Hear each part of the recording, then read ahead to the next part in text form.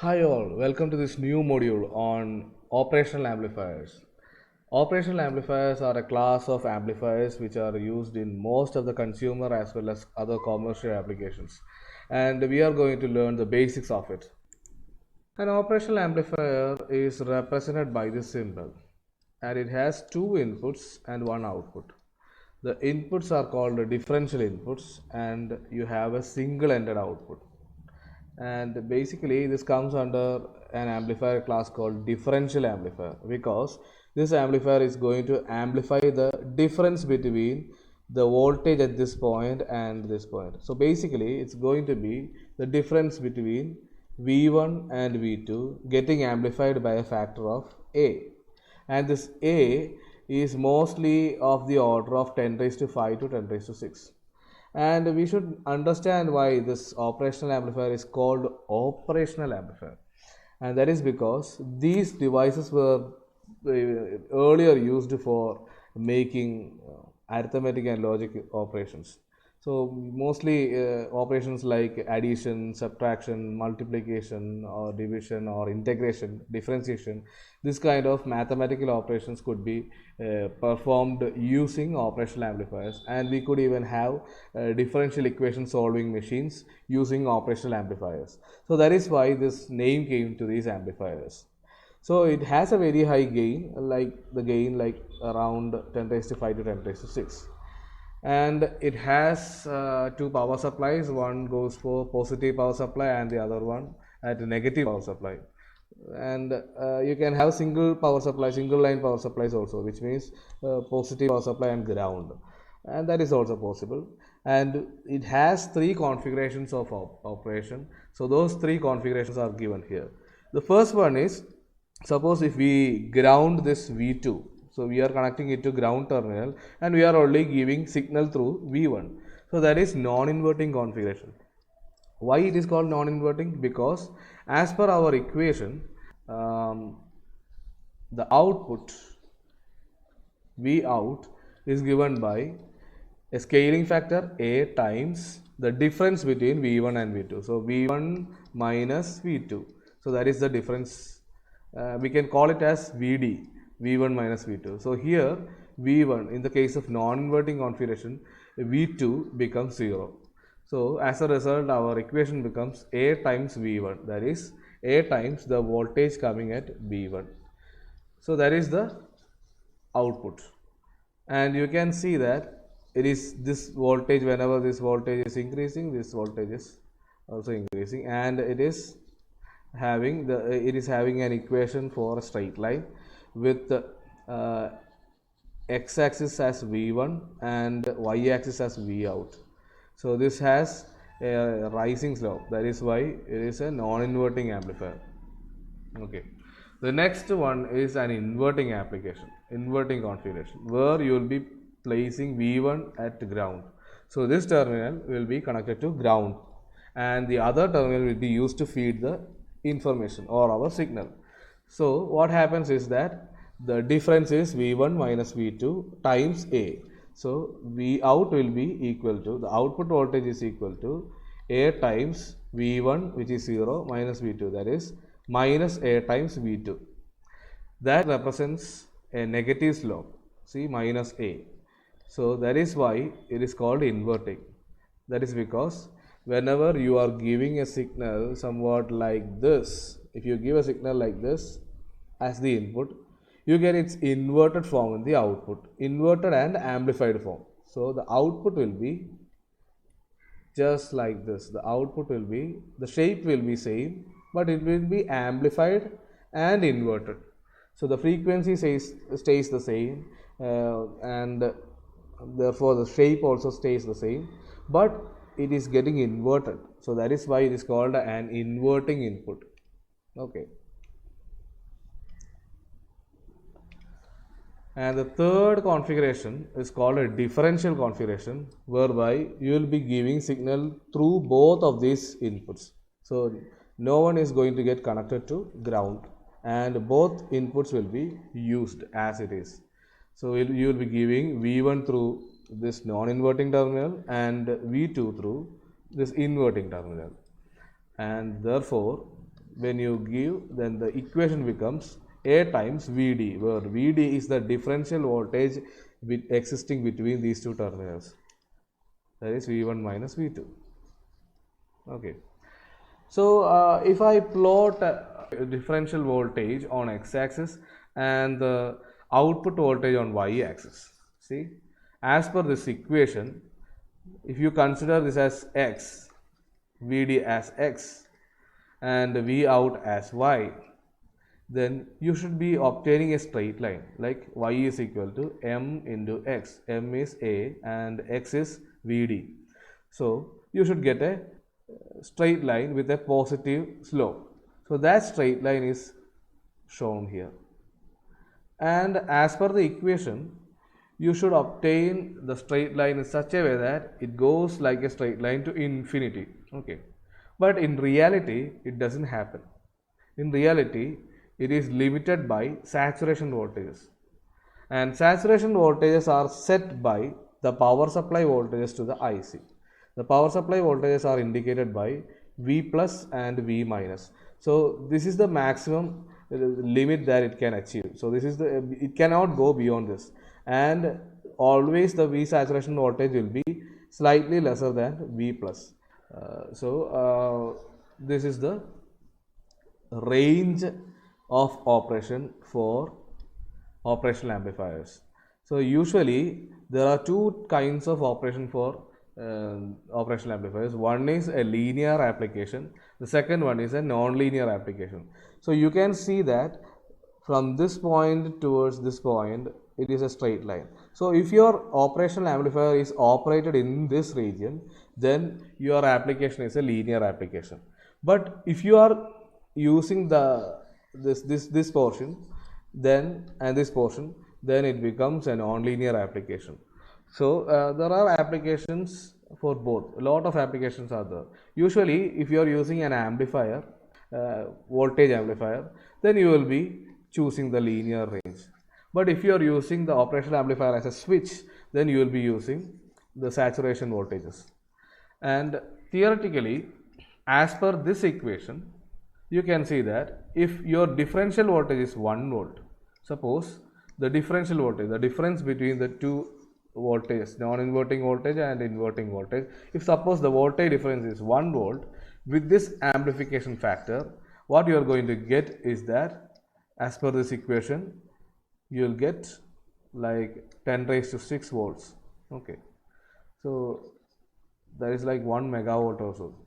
So that is not at all possible. That is because the power voltage is limited by the power supply voltages. So it can go up to the saturation voltage, not beyond that. Okay. So that saturation voltage is set by V plus and it is slightly lesser than the V plus. Okay. And therefore, the practical case is like this. If you are applying Vd equal to 1 volt and your gain is like 1 million, then you will be having an output voltage saturated at the Vsat. Okay. So it stays like this. Even if you increase the Vd, it stays like this. So your effective range for linear application is a very small range, which means like from here to here, it's going to be like microvolt range. So your Vd, if it goes beyond the microvolt range, you cannot use this as a linear amplifier. And that is not a problem because you can design feedback systems for operational amplifiers and reduce the gain so that you get more range for linear applications. And there are a lot of applications, the filters, oscillators, wave shaping networks, analog to digital converter and digital to analog converters, feedback amplifiers, voltage current sensings, voltage to current converter, current to voltage converters, proportional, integral and derivative controllers, and other linear and non-linear applications are there. Lot of applications. There is nowhere you cannot see this device in an electronic system. So that is the importance of operational amplifiers. Now let us see the stages of an operational amplifier. I have scaled up the image of the operational amplifier to just show you the internal block diagram of this operational amplifier. Basically, it consists of three stages. One is a differential amplifier stage and the level shifting stage followed by an output stage. So in the first differential amplifier stage, what it does is it takes the two inputs to the input stage, the first stage of the differential amplifier. Here what happens is it gives a very high differential gain. So what is the advantage in this is that if you have two signals coming into both of these inputs, two signals coming into both of these inputs, and if these two signals are equally affected by a common noise, okay, so it will be like V1 plus noise and it will be like V2 plus noise. So the noise is common to both of these terminals. Okay, so those kind of signals are called common mode signals, where both these terminals will be carrying the same kind of a noise. So when you if your noise voltage is like 5, then that noise voltage will also be 5 here also. So which means if you subtract this voltage from this voltage, that noise will get cancelled. So that is the main aim of the first module. So that will be giving a high differential gain, which means that common mode signals will be separated out or cancelled out. So here, after this first stage of differential amplification, the common mode signals will be lost. So this is a differential input and dual input and balanced output kind of a differential amplifier. Dual input means there are two inputs, balanced output means there are two outputs. So that is why dual input and balanced output. And then comes the intermediate stage, where you will be giving a lot of amplification for the differential voltage that is present here. So the amplification will be done for our signal at this stage.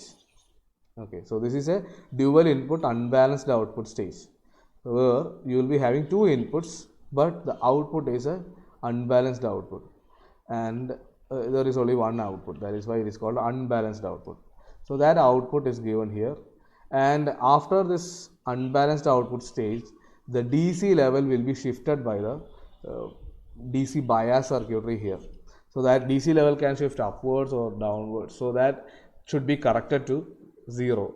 So that is why there is a level shifting stage, usually done using emitter follower using constant current sources.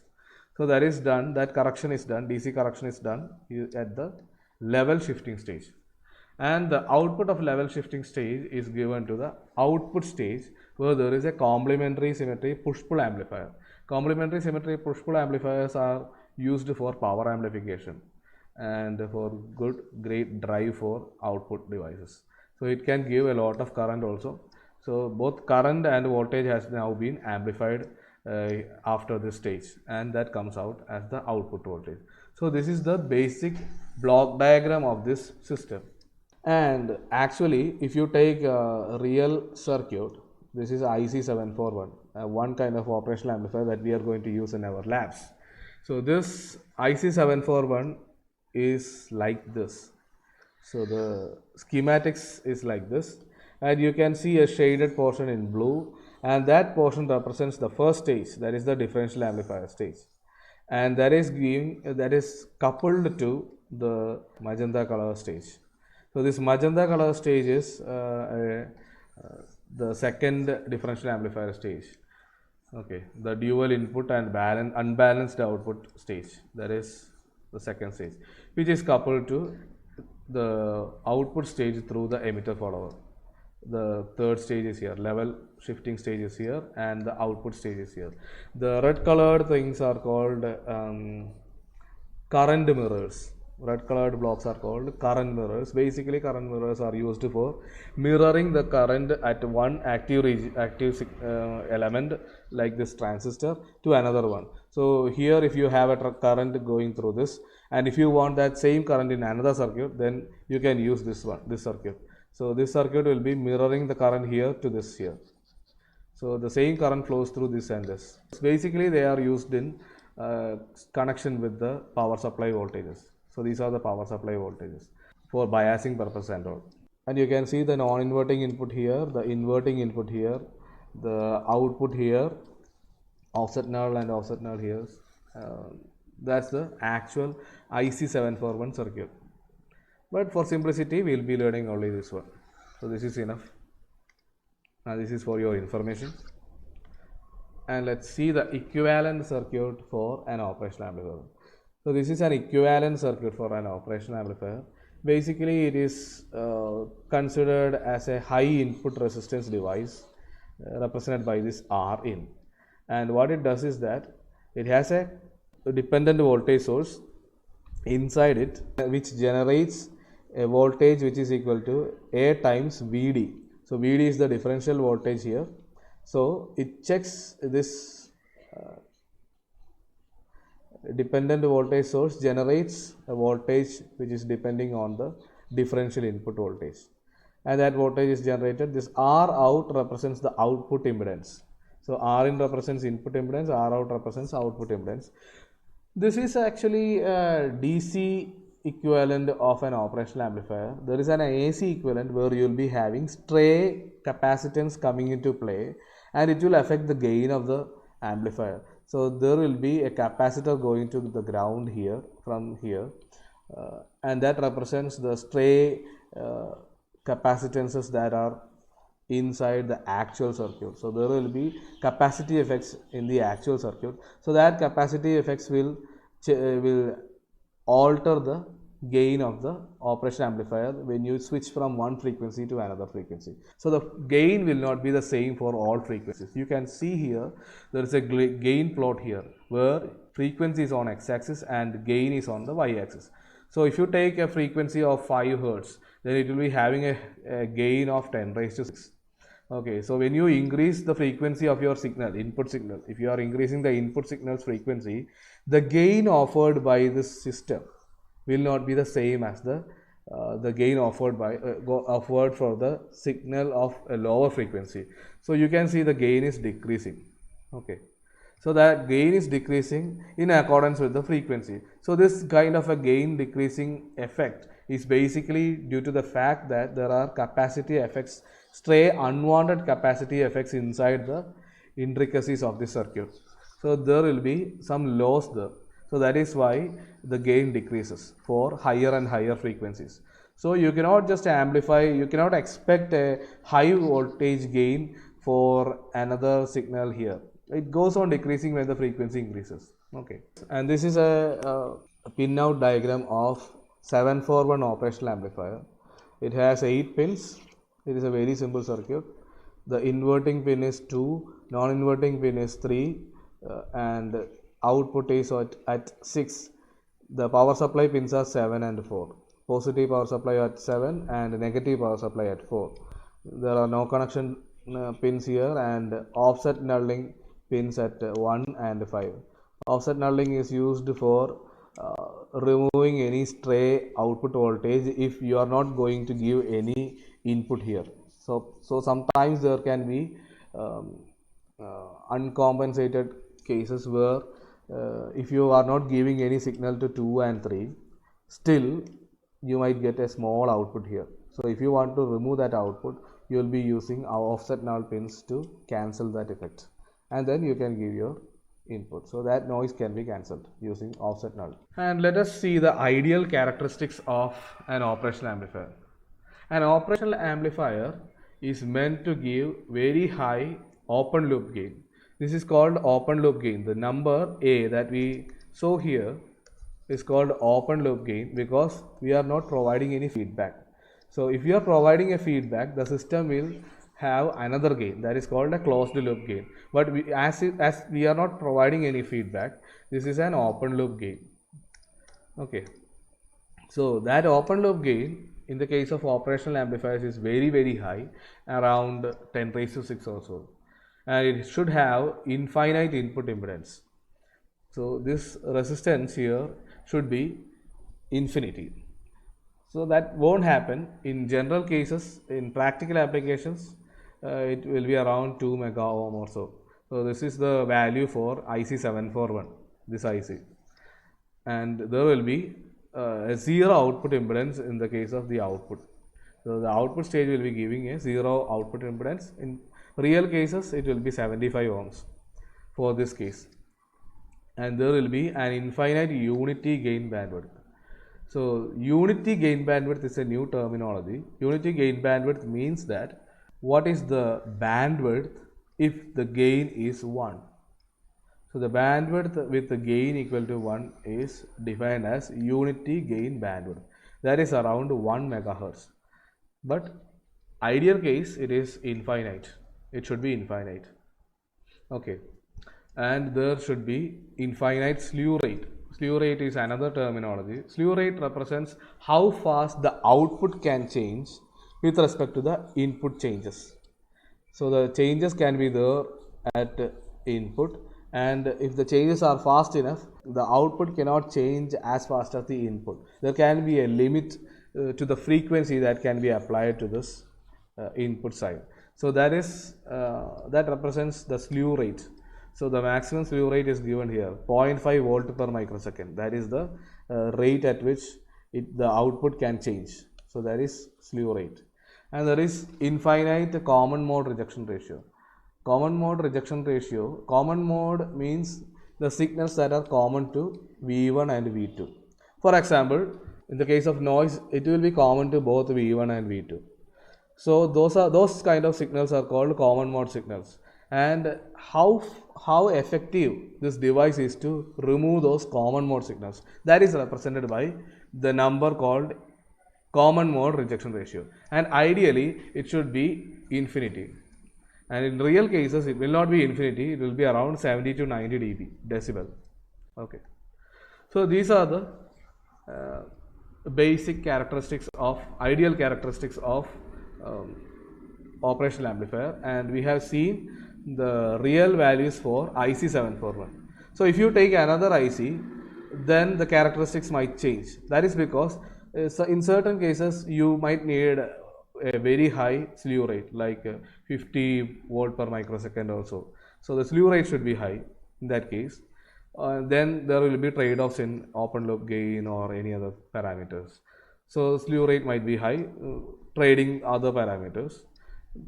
In other cases, there might be a requirement for higher bandwidths. Unity gain bandwidth should be much higher, or the output impedance might be much smaller, or the input impedance should be higher, or things like that. It depends upon the application. So the application demands which kind of operational amplifier we need to choose. So there is a need for awareness about these ideal characteristics, or the characteristics that are required for our particular application where we are going to use this operational amplifier, and then we need to choose which one of the operational amplifier that is available in the market for this application. So we'll stop at this, and we see with more details in the next video. Thank you all.